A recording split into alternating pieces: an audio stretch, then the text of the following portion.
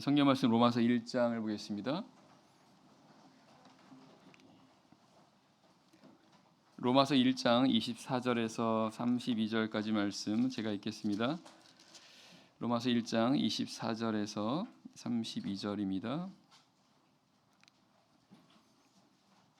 1장 24절. 그러므로 하나님께서 저희를 마음의 정욕대로 더러움에 내어 버려 두사 저희 몸을 서로 욕되게 하셨으니 이는 저희가 하나님의 진리를 거짓 것으로 바꾸어 피조물을 조물주보다 더 경배하고 섬김이라. 주는 곧 영원히 찬송할 이시로다. 아멘. 이를 인하여 하나님께서 저희를 부끄러운 욕심에 내어 버려 두셨으니 곧 저희 여인들도 순리대로 쓸 것을 바꾸어 영리로 쓰며 이와 같이 남자들도 순리대로 여인 쓰기를 버리고 서로 향하여 음욕이 부릴 듯하며 남자가 남자로 더불어 부끄러운 일을 행하여 저희의 그릇됨에 상당한 보응을 그 자신에 받았느니라. 또한 저희가 마음에 하나님 두기를 싫어하며 하나님께서 저희를 그 상실한 마음대로 내어 버려 두사 합당시 못한 일을 하게 하셨으니 곧 모든 불의, 추악, 탐욕, 악의가 가득한 자요 시기, 살인, 분쟁, 사기, 악독이 가득한 자요 수군수군하는 자요 비방하는 자요 하나님의 미워하시는 자요 능욕하는 자요 교만한 자요 자랑하는 자요 악을 도모하는 자요 부모를 거역하는 자요 우매한 자요 배악하는 자요 무정한 자요 무자비한 자라. 저희가 이 같은 일을 행하는 자는 사형에 해당한다고 하나님의 정하심을 알고도 자기들만 행할 뿐 아니라 또한 그 일을 행하는 자를 옳다 하느니라. 아멘. 바울 사도는 로마서에서 복음에 대해서 설명하고 있습니다. 예수 그리스도의 복음입니다. 복음이란 뜻은 기쁜 소식인데요. 바울 사도는 이 기쁜 소식을 설명하기 위해서 모든 사람이 죄 가운데 있다라고 하는 것을 증거하게 됩니다. 그래서 먼저는 이방인들, 하나님을 알지 못하는 그런 사람들의 죄에 대해서 이렇게 증거를 했었죠. 지난 시간의 말씀이었고요. 오늘 본문 역시 계속해서 그 이방인들이 하나님 앞에서 행하는 그런 죄에 대해서 증거하고 있습니다. 지난 시간 이어서 이방인의 죄에 대해서 함께 살펴보면서 오늘 이 말씀을 통해서 우리가 얻어야 되는 교훈들이 무엇인가 생각하고 또 교훈과 은혜를 나누도록 하겠습니다. 24절 말씀 제가 다시 읽겠습니다. 24절. 그러므로 하나님께서 저희를 마음의 정욕대로 더러움에 내어 버려 두사 저희 몸을 서로 욕되게 하셨으니. 이 말씀을 보면 하나님께서 이렇게 내버려 두시는 경우가 있다라는 것을 알게 됩니다. 하나님께서 저희를 마음의 정욕대로 더러움에 내어버려 두사, 이 말씀입니다. 하나님께서 내버려 두신다라는 것입니다. 어떻게 내버려 두신다고 말씀하시냐면 마음의 정욕대로 더러움에 내어버려 두신다고 말씀하십니다. 쉽게 말하면 하나님께서 사람으로 하여금 그 자신의 마음의 정욕대로 마음대로 그 정욕대로 행하도록 그냥 내버려 두시는 그런 경우가 있다라는 것입니다. 그런데 문제는 그렇게 마음의 정욕대로 행하도록 내버려 두게 되면 그러면 여기 말씀처럼 더러움에 이렇게 처하게 된다라는 것을 알게 됩니다.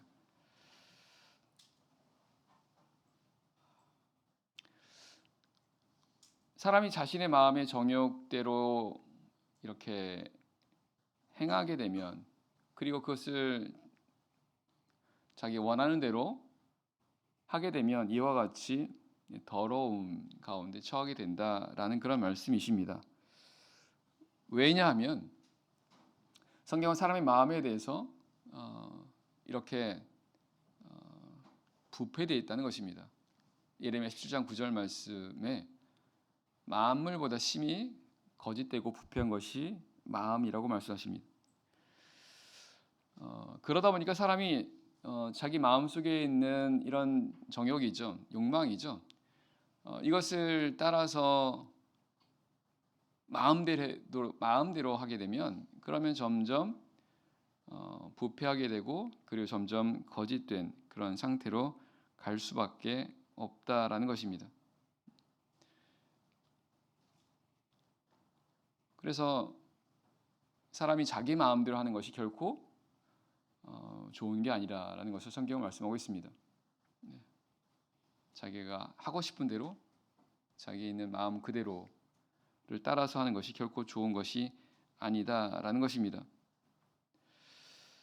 근데 오늘 말씀을 보게 되면 하나님께서 그렇게 마음의 정욕대로 하도록 내버려 두시는 그런 경우가 있다라는 것입니다.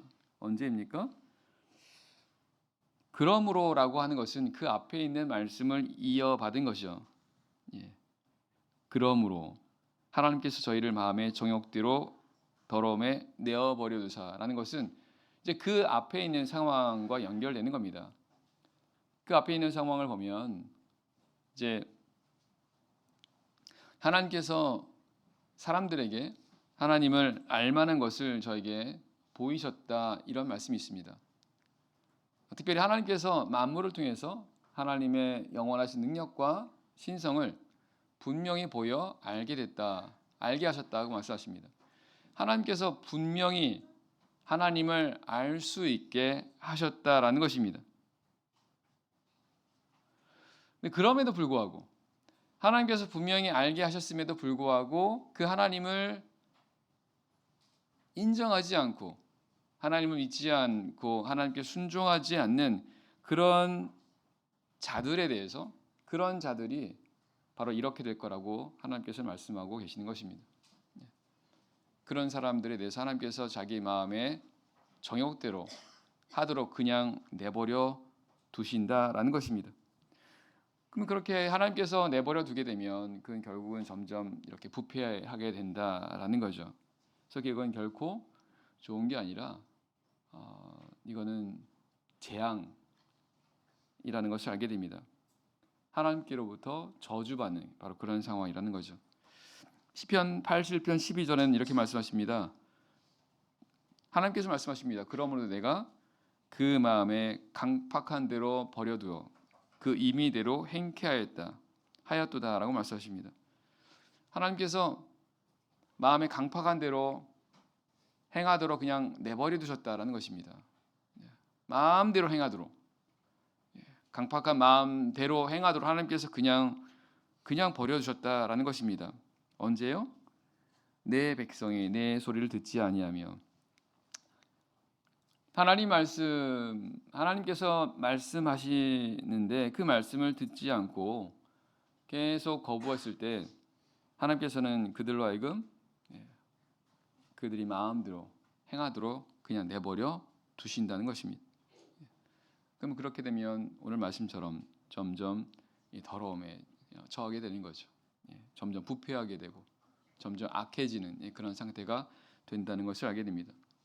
그래서 바로의 마음을 하나님께서 강팍하게 하셨다라는 그 의미가 바로 이런 뜻이죠. 애구방했던 바로의 마음을 하나님께서 고의적으로 강팍하게 한 게 아니라 바로가 강팍하게 하도록 하나님께서 그냥 내버려 두셨다는 것입니다.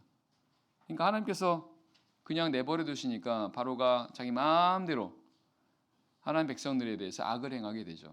그러면 그럴수록 하나님의 심판은 더욱더 이제 커지게 되고 분명하게 되고 이제 나중에 그 애굽이 멸망에 이르게 됩니다. 그래서 우리는 이 말씀을 통해서 하나님께서 말씀하실 때 들어야 된다라는 것을 알게 됩니다. 하나님은 계속해서 우리에게 말씀하시는데 그 말씀을 우리가 계속해서 거부하고 듣지 않는다고 한다면 이렇게 하신다는 겁니다. 내버려 두신다는 겁니다. 마음대로 행하도록. 결국 그것이 말씀드린 것처럼 복이 아니라 화라는 것을 말씀하고 있습니다. 25절입니다. 25절. 이는 저희가 하나님의 진리를 거짓 것으로 바꾸어 피조물을 조물주보다 더 경배하고 섬김이라. 주는 곧 영원히 찬송할 이시로다. 아멘. 성경은 이 저희라고 하는 것은 바로 앞에 나오는 바로 그 사람들을 가리킵니다. 저희요. 근데 25절에서는 그 저희를 가리켜서 이들이 하나님의 진리를 거짓 것으로 바꾼다 이렇게 말씀하십니다. 방금 말했던 것처럼 이들은 위에서 말한 그런 사람들입니다. 하나님의 말씀을 계속해서 듣지 않은 그런 사람들인 것이죠. 근데 그들이 이렇게 된다는 것입니다. 하나님의 진리를 거짓 것으로 바꾼다는 거예요. 그래서 어떻게 한다는 겁니까? 피조물을 조물주보다 더 경배하고 섬기게 된다. 바로 우상 숭배하게 된다는 것입니다. 그러니까 계속해서 하나님을 인정하지 않고 하나님의 말씀을 듣지 않게 될 때 그들은 결국은 이런 우상을 숭배하는 그런 상태까지 가게 된다라는 것을 알 수 있습니다. 그런데 그걸 가리켜 성경은 즉 우상을 숭배하는 것을 하나님의 진리를 거짓 것으로 바꾸는 것이다 이렇게 말씀하십니다. 우상이라고 하는 것은 사실은 없는 거거든요. 헛된 거거든요. 우상이라는 뜻은 헛되다는 뜻입니다. 그래서 그 우상을 숭배한다는 것은 결국은 헛된 것을 숭배하는, 그러니까 거짓 것을 숭배하는 이제 그 의미인데, 오늘 말씀해 보면 바로 그렇게 이 거짓 것으로 이제 숭배하게 되는 그런 상태가 되는 것을 알게 됩니다. 그러면 결국 이 말씀은 어떤 겁니까? 계속해서 하나님의 말씀을 따라 말씀 순종하지 않는, 하나님을 인정하지 않는 그런 삶을 살아갈 때 우상을 섬기게 되는데, 그 우상을 섬긴다라고 하는 것은 결국은 거짓 것을 따라가게 된다라는 뜻입니다. 거짓된 것을, 거짓에 속한 것을 따르게 되고, 그러면 결국은 점점 거짓에 속하게 되는 거죠. 그러면 그런 삶을 살아갈수록 자기도 알지 못하는 가운데 점점 거기에 거짓된 것을 따라가게 되고, 마치 그 거짓된 것이 진짜인 것이냐 이제 이렇게 생각하면서 가게 될 것이다 이렇게 말씀하고 있습니다.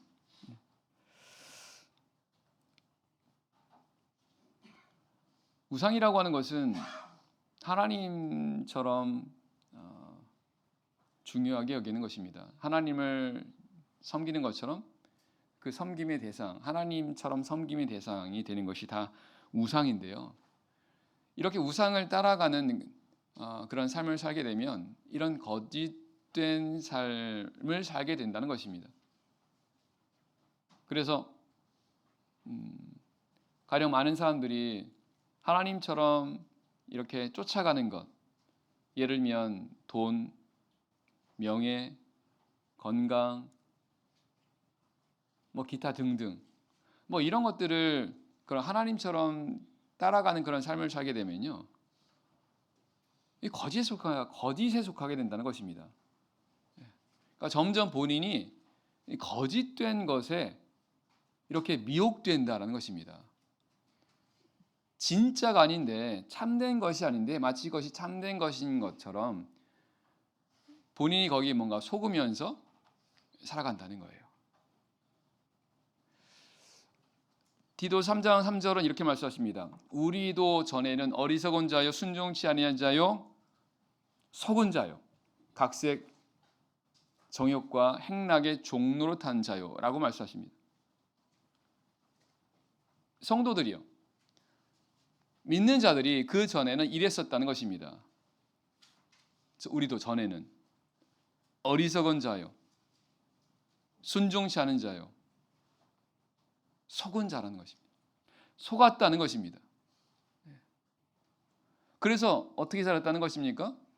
각색 정욕과 행락의 종로로 듣다는 것입니다. 각색 정욕이라는 것이 자기 욕심을 따라갔다는 뜻이고, 각색 행락이 뭡니까? 결국은 즐기는 거 아니겠습니까? 쾌락이지 않습니까?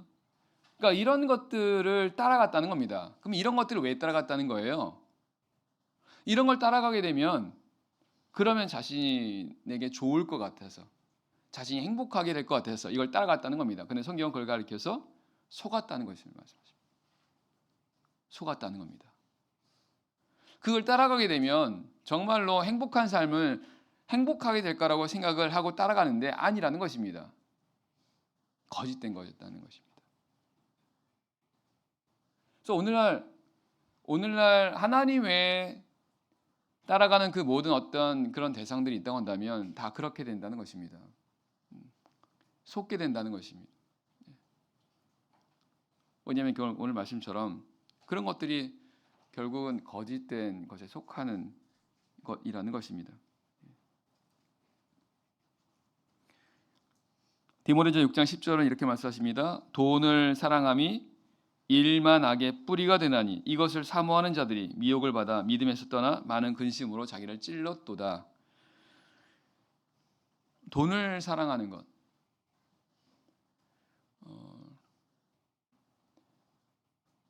이것을 사모하는 자들이 미혹을 받는다는 것입니다. 그래서 믿음에서 떠나게 되고 많은 근심으로 자기를 찌르게 된다는 것입니다. 그거를 돈을 사랑하면 사랑할수록 그러면 그걸 사모하게 되죠. 그러면 그것을 더욱더 쫓아가게 되는데 문제는 그렇게 되면 될수록 더 자기를 찌른다는 겁니다. 자기를 찌른다는 거예요. 그러니까 스스로를 찌른다는 겁니다. 그런 삶을 살아가면 살아갈수록 고통이 있다는 겁니다. 근데 왜 고통이 있는 삶은 왜 스스로가 그걸 쫓아가고 그걸 사모하게 되는 걸까요? 그게 바로 미혹이라는 겁니다. 그래서 어리석은 그런 삶이라고 하나님께서 말씀하고 있다는 것입니다. 그런 삶을 살아가는 것은 분명히 어리석은 건데 그런 삶을 살아가면 살아갈수록 스스로에게 고통이 되는데 근데 사람들은 오히려 그거를 더 쫓아간다는 것입니다. 심지어 그거를 사랑하고 그걸 사모한다는 거예요. 왜 이런 일이 생긴다는 것입니까? 미혹이라고 말씀하십니다. 그러니까 하나님을 섬기는 삶이 아니라 하나님처럼 그 어떤 것을 따라가는 그 대상이 있다고 한다면 그럼 결국은 다 이것이 우상이 되는 것이고 우상을 섬기는 그런 삶을 살아간다고 한다면 이것이 사람들로 하여금 이렇게 거짓된 것에 속해서 그것을 그 가운데서 미혹을 받게 된다고 말씀하고 계시는 겁니다. 그래서 그 과정 속에서 모른다는 거예요. 그러다 나중에 알게 됩니다. 마지막에. 비로소 마지막에 알게 되고 후회하게 된다는 것입니다. 왜냐하면 그 마지막에는 심판이니까요. 26절입니다. 26절 말씀. 26절. 이를 인하여 하나님께서 저희를 부끄러운 욕심에 내어 버려 주셨으니 곧 저희 여인들도 순리대로 쓸 것을 바꾸어 영리로 쓰며 이와 같이 남자들도 순리대로 여인 쓰기를 버리고 서로 향하여 음욕이 부릴 듯하며 남자가 남자로 더불어 부끄러운 일을 행하여 저희의 그릇됨에 상당한 보응을 그 자신에 받았느니라. 자, 이를 인하여 역시 마찬가지입니다. 그 위에 있는 그 상황과 연결되는 겁니다. 위에서 말한 하나님을 인정하지 않고 하나님 말씀을 듣지 않고 우상을 숭배하는 바로 그와 같은 가운데 있을 때 하나님께서 저희를 부끄러운 욕심에 내어 버려 두신다고 말씀하십니다. 부끄러운 욕심이라는 겁니다. 부끄러운 욕심이 뭘까요? 저희를 부끄러운 욕심에 내어 버려 주셨으니 곧 저희 여인들도 순리대로 쓸 것을 바꾸어 영리로 쓰며 이건 동성애입니다.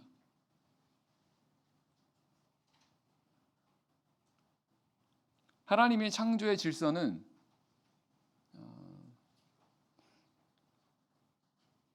이성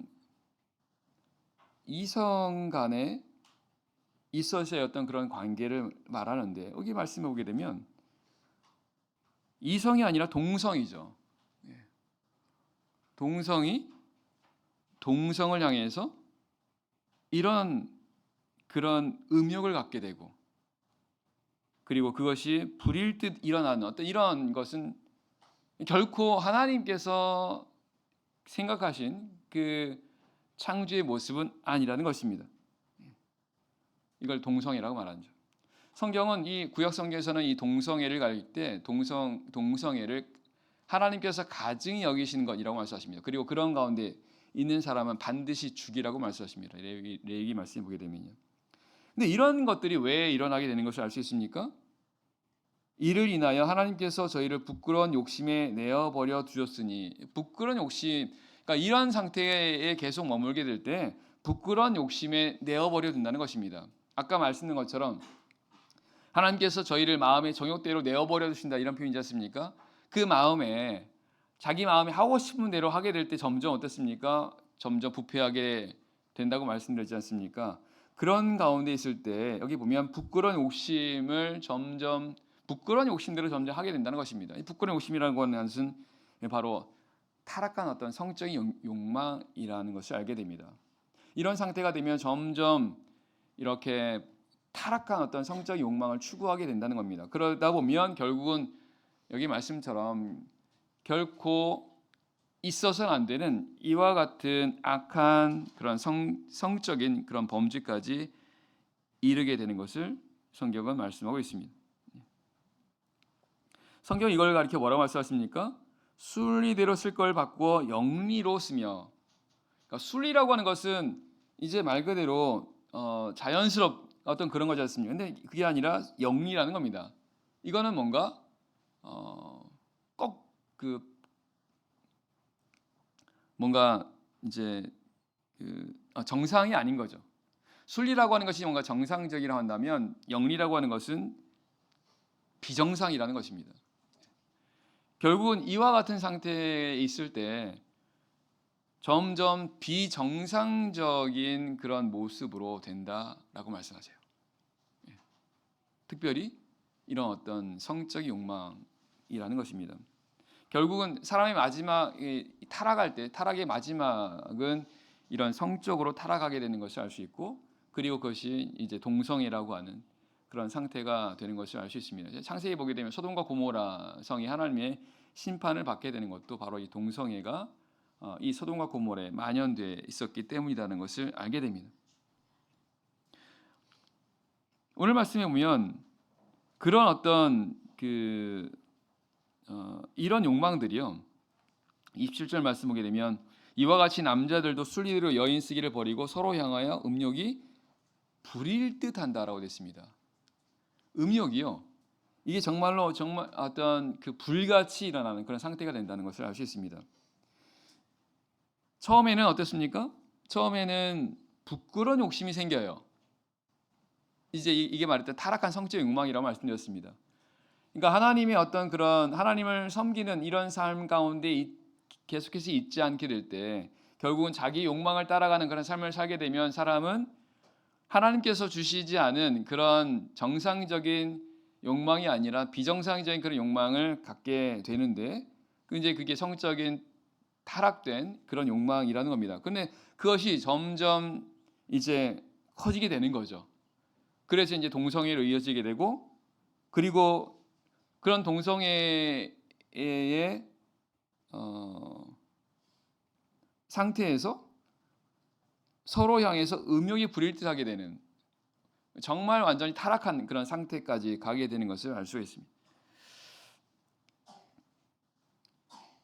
말 그대로 정말 타락한 그런 상태라는 것을 알게 됩니다. 그러면 만약 이런 상태가 된다면 여기 해당되는 그 사람은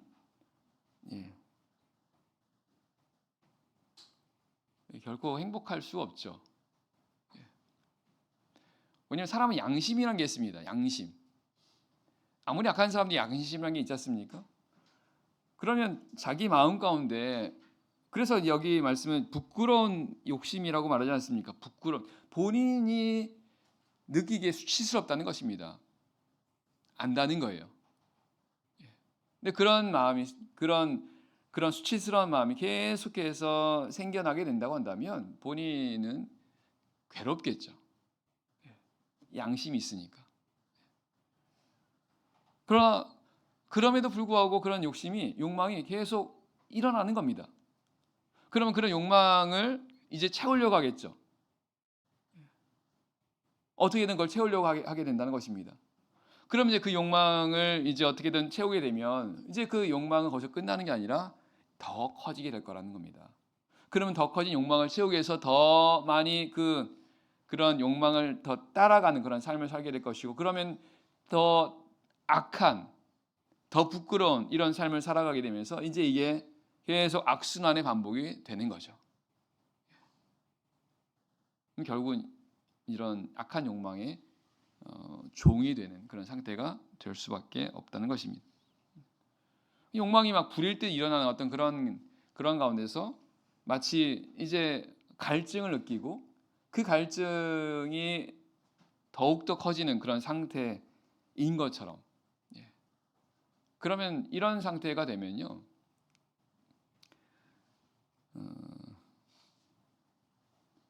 이제 정말 불행한 그런 상태가 될 수밖에 없게 되는 것입니다.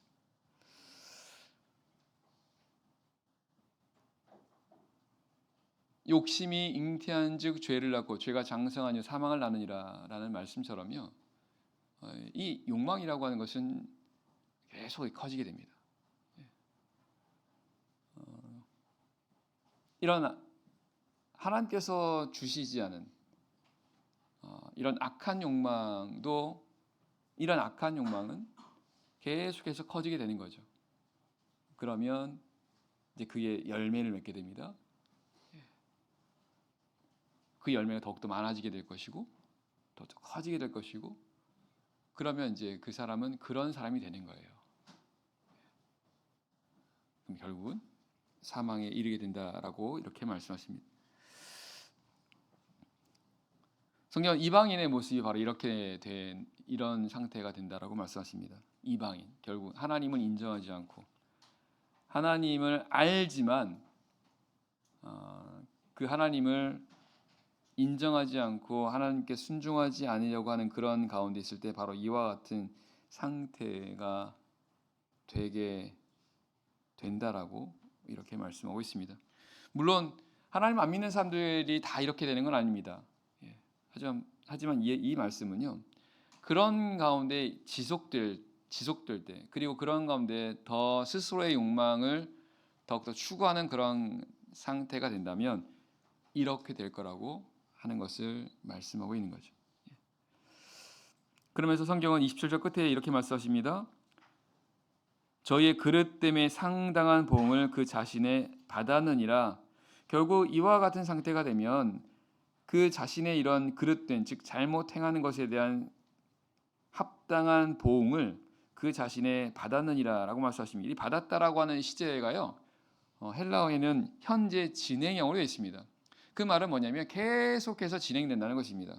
이런 상태가 되면 그 보응이, 그 대가가 그 사람이 계속해서 이렇게 임한다는 뜻입니다. 결국은 이런 상태가 될 때, 이런 상황이 있을 때 그 자신이 계속 고통 가운데 있게 된다는 것을 알 수 있습니다. 하나님께서, 공의 하나님께서, 거룩하신 하나님께서 이와 같은 그런 죄악된 그런 가운데 있을 때 하나님은 결코 그것을 방관하지 않으신다는 것을 알 수 있습니다. 그 자신이 계속해서 고통을 당하는 그런 상태가 된다는 것을 알게 됩니다. 28절입니다. 28절에서 31절 말씀 읽겠습니다. 28절 또한 저희가 마음에 하나님 두기를 싫어하며 하나님께서 저희를 그 상실한 마음대로 내어 버려 두사 합당치 못한 일을 하게 하셨으니 곧 모든 불의, 추악, 탐욕, 악의가 가득한 자요, 시기, 살인, 분쟁, 사기, 악독이 가득한 자요, 수군수군하는 자요, 비방하는 자요, 하나님의 미워하시는 자요, 능욕하는 자요, 교만한 자요, 자랑하는 자요, 악을 도모하는 자요, 부모를 거역하는 자요, 우매한 자요, 배악하는 자요, 무정한 자요, 무자비한 자라. 또한이라고 하는 것은 마찬가지입니다. 이어서입니다. 그 앞에 상황과 연결되는 거죠. 그러면 위에 있는 그와 같은 상태가 될 때 28절에서는 또한 그들 마음에 하나님 두기를 싫어한다라고 말씀하십니다. 하나님 두기를 싫어한다는 겁니다. 당연하겠죠. 그런 상태에서 하나님 두기를 마음에 하나님 두는 것을 싫어하게 되는 겁니다. 왜냐하면 이미 이미 그 마음에는 우상이 있습니다. 네. 자신이 쫓아가는 그 우상이 있다는 것입니다. 그 우상이 마음에 있을 때 당연히 하나님을 그 마음에 두기를 싫어하게 되는 거죠. 문제는 그럴 때 하나님께서 저희를 그 상실한 마음대로 내어버려 두신다고 말씀하십니다. 상실한 마음이라고 하는 건요, 바르지 못한 마음, 합당치 못한 마음, 타락한 그런 마음이라고 이렇게 볼 수 있습니다. 결국은 합당하지 못한 마음을 갖게 된다는 것을 알게 됩니다. 합당하지 못한 마음입니다. 합당하지 못한 마음이 있다 보니까 합당하지 못하게 행하는 거죠. 하나님께서 우리 사람들로 하여금 합당한 그런 삶을 살기를 바라시려는 건데, 그런 합당치 못한 그런 삶을 살아가게 된다라고 말씀하십니다. 그러면 합당치 못한 일을 하게 되면 결국은 합당하지 못한 열매를 맺게 되는 거죠. 합당하지 못한 열매. 히브리서 6장 7절은 이렇게 말씀하십니다. 땅이 밭가는 자들의 쓰기 합당한 채소를 내면 하나님께 복을 받고, 만일 가시와 엉겅퀴를 내면 버림을 당하고 저주함에 가까워 그 마지막은 불사람이라. 하나님께서는 합당한 열매를 맺기를 바라신다는 겁니다. 그래서 합당한 열매를 맺도록 하기 위해서 하나님께서 계속해서 은혜를 주신다는 거죠. 마치 농사를 지을 때 비가 내리면 그 비를 통해서 합당한 열매가 맺어지고, 그 합당한 열매를 통해서 농부가 기뻐하는 것처럼 하나님께서 사람들로 하여금 합당한 일을 행하도록 하기 위해서 하나님께서 은혜를 주신다는 겁니다. 근데 그럼에도 불구하고 합당하지 못한 열매를 맺게 되면 그 마지막은 불사람이라고 말씀하십니다. 심판이라는 것입니다. 그래서 사람들은 하나님 앞에 합당한 열매를 맺어야 한다는 것입니다. 근데 합당한 열매를 맺으려면 합당한 일을 해야 되고, 합당한 일을 하기 위해서는 합당한 마음을 가져야 되는데, 오늘 말씀 보게 되면 합당한 마음을 갖지 못하게 된다면 그런 합당한 일을 하지 못하게 되고 합당하지 못한 열매를 맺어 가게 된다는 거죠. 어떨 때라는 겁니까? 마음에 하나님 두기 싫어할 때라는 것입니다. 마음에 하나님 두기를 싫어할 때. 그래서 마음에 하나님 두기를 싫어하면 안 된다는 것입니다. 마음에 하나님을 두도록 해야 한다는 것입니다. 우리 마음에. 그래야 합당한 마음이 생깁니다. 그래 합당한 일을 하게 되고 합당한 열매를 맺게 되는 거죠. 우리 마음에 하나님 두기를 우리 싫어하지 않도록 해야 한다는 것입니다. 어떻게 그렇게 할 수 있습니까? 에베소 3장 17절에 말씀하신 얘기를 믿음으로 말미암아 그리스도께서 너희 마음에 계시게 하옵시고라고 말씀하십니다. 믿음을 가질 때, 우리가 믿음 안에 있을 때 주님께서 우리 마음에 거하게 되신다고 말씀하십니다. 믿음을 가질 때입니다. 그래서 우리는 하나님께서 우리 마음에 거하시도록 하기 위해서 우리는 반드시 믿음을 가져야 됩니다. 믿음으로 생각하고, 그리고 믿음을 따라 생각하고 믿음을 따라 행하도록 하고 하는 그런 삶을 살아갈 때 그리스도께서 우리 마음에 계시게 된다라고 말씀하십니다. 그러면 주님께서 우리 마음에 계실 때, 그러면 하나님 주님께서 우리에게 합당한 마음을 주신다는 거예요. 우리로 합당하게 행할 수 있는 그 마음을 주신다는 것입니다. 그래서 반드시 믿음이 필요합니다. 내가 믿음을 갖고 있으면, 내가 믿음 안에 있으면 하나님께서 우리에게 이런 합당한 마음을 우리에게 주시는 거죠. 그러니까 하나님께 합당한 이런 일을 행하게 되는데, 그 반대인 경우에, 다시 말하면 우리의 마음에 합당한 마음이 없을 때 우리는 그렇게 행하지 못한다는 겁니다. 그러면 내가 삶 속에서 하나님 앞에 합당하지 못한 그런 어떤 가운데 있다고 생각이 되신다면, 내가 빨리 하나님에 대한 믿음을 내가 회복해야 됩니다. 내가 지금 믿음으로 생각하고 있고 내가 믿음을 따라 생각하고 내가 믿음을 따라 행하려고 하는지를 살펴서 내가 그렇지 못하다고 한다면 빨리 이렇게 믿음으로 전환시켜야 됩니다. 믿음을 따라 생각하고 믿음을 따라 행하도록 하려고 해야 됩니다. 그러면 그리스도께서 즉 주님께서 우리 마음에 거하신다고 말씀하세요.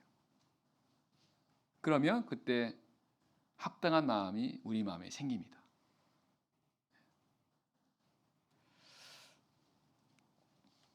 시편 119편 11절에서는 내가 주께 범죄치 아니하려 하여 주의 말씀을 내 마음에 두었나이다 라고 말씀하십니다. 하나님 말씀을 내 마음에 둘 때 우리가 범죄하지 않게 된다라고 말씀하십니다. 그래서 말씀을 우리 마음에 두어야 된다라는 것입니다. 말씀을 우리 마음에 두어야 돼요. 하나님 말씀. 마음에 두려면 내가 말씀을 귀로만 들으시면 안 됩니다. 말씀을 귀로 듣고 그 말씀을 내 마음에 새기도록 하셔야 됩니다. 그래야 말씀이 내 마음에 기록이 되고 내 마음에 두게 되는 거죠. 그래서 말씀이 내 마음에 새기도록 하기 위해서는 새기는 건요. 이거는 한두 번 되는 게 아니죠. 마치 어딘가에 뭔가를 새기기 위해서는 계속 뭔가 파고 새기고 하는 그런 작업이 들어가는 것처럼 하나님 말씀을 내 마음에 새기려면 그래서 내 마음에 말씀을 두려면 말씀을 계속 반복적으로 생각하고 말씀을 따라 행하려고 하고 그런 가운데 비로소 말씀이 내 마음에 새겨지게 되는 것을 알 수 있습니다. 이런 과정을 통해서 결국은 말씀이 내 마음에 두는 것이고 그럼 결국은 그리스도께서 우리 마음에 계시게 되는 그런 상태가 되면서 그러면 주님께서 우리에게 합당한 마음을 주시는 거죠. 하나님께 합당한 일을 행할 수 있는 그런 마음들을.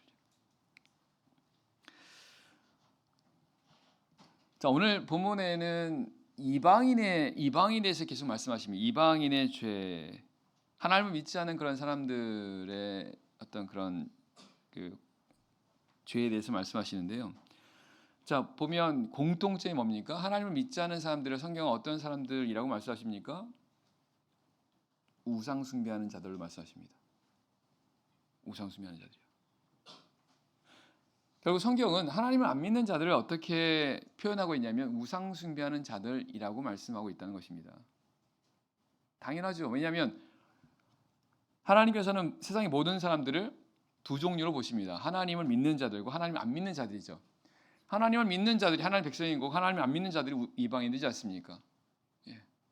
그러니까 그 이방인들 가리켜 하나님을 믿지 않고 하나님을 섬기지 않는 자들은 이제 우상을 숭배하는 그런 자들이라고 말씀하고 있습니다. 그런데 이 우상을 숭배한다라고 하는 것이 자기를 위하는 것이라고 말씀을 드렸었죠. 이 우상 숭배의 본질은 자기를 위하는 것이라고 말씀드렸습니다. 그래서 십계명에 자기를 위하여 우상을 만들지 말라고 말씀하신 것입니다. 그렇다면 오늘 성경이 말씀하시는 이 이방인이라고 하는 이 사람들의 모습이 어떤 거냐? 이들이 우상 숭배하는 사람들인데 결국은 이들은 자기를 위하는 사람들이다라는 것입니다. 자기를 섬기는 사람들이라는 겁니다. 하나님을 섬기는 사람이 아니라 자기를 섬기는 사람들이 이방인이라는 거예요. 그리고 그게 우상 숭배라는 것입니다. 그리고 그 삶의 결과가 아까 말했던 이런 거라는 겁니다. 자기를 섬긴다라고 하는 게 바로 우상 숭배라는 거예요.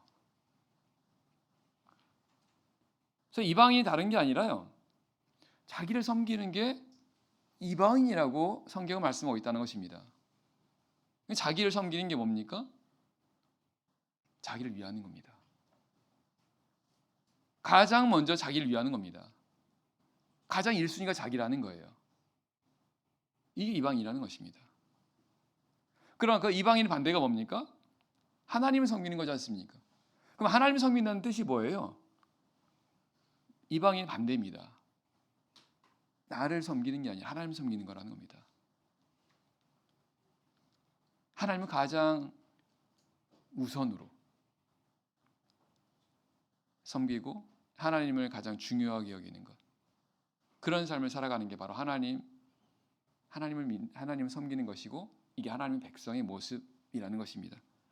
그래서 오늘 본문에서 말씀하시는 이방인의 이 삶의 결국이 이와 같은 이런 불행하고 그리고 죄 가운데 있다라는 말씀 아니겠습니까?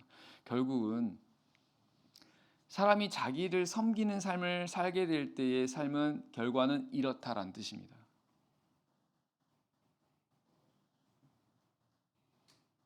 그래서 세상에 이런 사람들의 모습이 이렇게 되는 이유는 바로 자기를 섬기는 그런 삶을 살아가고 있기 때문이다라는 것이고, 오늘 우리는 하나님의 백성들입니다. 하나님을 섬기는 그런 자들이라는 거죠. 그럼 하나님을 섬긴다는 것은 자기를 섬기는 삶이 아닌 것이고, 자기를 섬기는 자와는 정반대의 삶이 하나님을 섬기는 그런 삶이라는 것입니다. 그래서 우리가 오늘 하나님을 섬긴다라고 하는 것은 말씀드린 것처럼 철저하게 하나님 중심이어야 된다는 겁니다. 그리고 그럴 때 비로소 이방인의 삶과의 정반대가 되는 삶, 즉 이런 죄 가운데 거하고 점점 그 죄 가운데 들어가는 그런 삶이 아니라 오히려 반대로 거룩한 그런 삶을 살아가는 이런 하나님의 백성이 합당한 삶으로 살아갈 수 있게 된다라는 것을 알게 됩니다. 32절입니다. 32절 말씀. 저희가 이 같은 일을 행하는 자는 사형에 해당한다고 하나님이 정하심을 알고도 자기들만 행할 뿐 아니라 또한 그 일을 행하는 자를 옳다 하느니라. 성경은요, 이 같은 일을 행하는 자, 즉 29절, 30절, 32절에서 말씀하는 이 구체적인 바로 이와 같은 어떤 일들을 행하는 겁니다. 이런 일들 행하는 자는 사형에 해당하다고 하나님이 정하심을 알고도 라는 이 말씀 보면 여기에 해당하는 사람은 사형, 하나님께서 사형이라고 정하셨다라고 말씀하십니다. 여기에 지금 해당되는 이 죄 가운데 이 죄를 범한 가운데 있을 때는 사형이라고 하나님께서 정했다는 겁니다. 자, 근데 보면 이 구체적으로 나열된 죄들 가운데는 정말 이건 정말 사형에 해당되는 그런 죄들도 있어 보이는데, 근데 어떤 죄는 이게 사형에 해당되는 죄인 거야라고 생각되는 그런 것들도 있죠. 예를 들면 29절에 보면 수근수근한 자입니다. 수근수근한 자예요. 그리고 30절의 말씀 보게 되면 자랑하는 자입니다. 부모를 거역하는 자입니다. 31절을 보게 되면 우매한 자입니다. 우매한 자, 어리석은 자. 이들이 하나님의 사형에 해당한다고 하나님이 정하심에 해당되는 이런 죄라고 말씀하세요.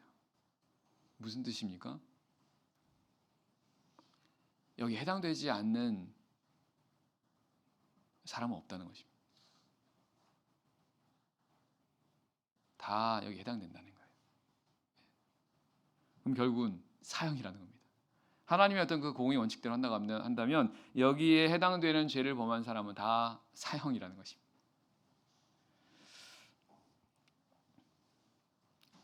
다시 말씀드리면 이런 가운데서 벗어나기 위해서는, 이런 가운데서 벗어날 수 있는 유일한 길은 죽는 겁니다. 왜냐하면 이제 재판을 받았습니다. 사형이라고 하는 그런 죄를 이제 선고받았습니다. 그래서 그 사형을 이제 사형이 집행되는 것을 기다리는 그런 사람이 있다면 그 사람이 그 가운데서 벗어날 수 있는 유일한 방법이 있다 한다면 이제 거기서 죽는 겁니다. 죽음이 나오는 거죠. 죽으면 이제 더 이상 그 죄값을 물을 필요가 없으니까요. 마찬가지로 세상의 모든 삶이 다 죄 가운데 있고 죄 가운데 있다는 것은 바로 이와 같은 죄 가운데서 결국은 하나님의 어떤 그런 영원한 형벌이라고 하는 그런 사형이죠.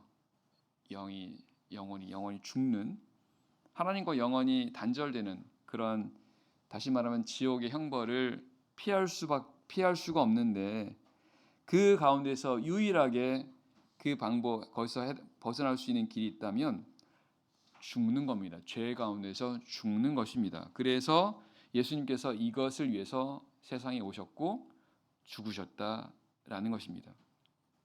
성경은 예수님께서 우리 대신 죽어 주셨다라고 말씀하시고 이것을 가리켜 구원이라고 말씀하고 있습니다. 그리고 또한 이걸 가리켜서 복음이라고 말씀하고 있습니다. 예수님의 죽으심을 통해서 우리가 구원받게 되고 또한 구원받는 삶을 살게 되고 이제 또한 영원한 구원을 얻게 될 것이다라는 것이 바로 복음이라는 겁니다. 예수 그리스도를 통해서 얻게 된 그 복음이라는 거죠. 그래서 왜 하나님께서 세상에 오셔서 이렇게 십자가에서 죽으셨는지, 이제 바로 그 이유가 바로 우리의 죄 때문이다라는 것을 이제는 성경에서 이렇게 말씀하고 있습니다.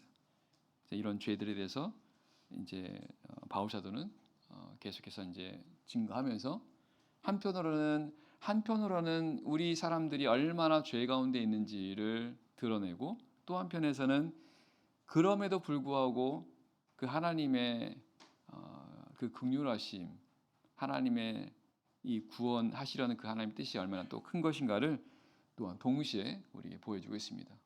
그래서 그런 과정을 통해서 복음이라고 하는 것이 어떤 것인가를 우리에게 알게 해줍니다. 이런 시간들을 통해서 더 복음을 이해하게 되고, 이 복음을 이해하기 위해서는 반드시 우리가 죄 가운데 속해 있었던 그런 자였다는 것을 우리가 인정해야 된다라는 것입니다. 그런 과정을 통해서 예수님의 복음을 더욱더 깨닫게 되니까요. 네, 그러면 찬송한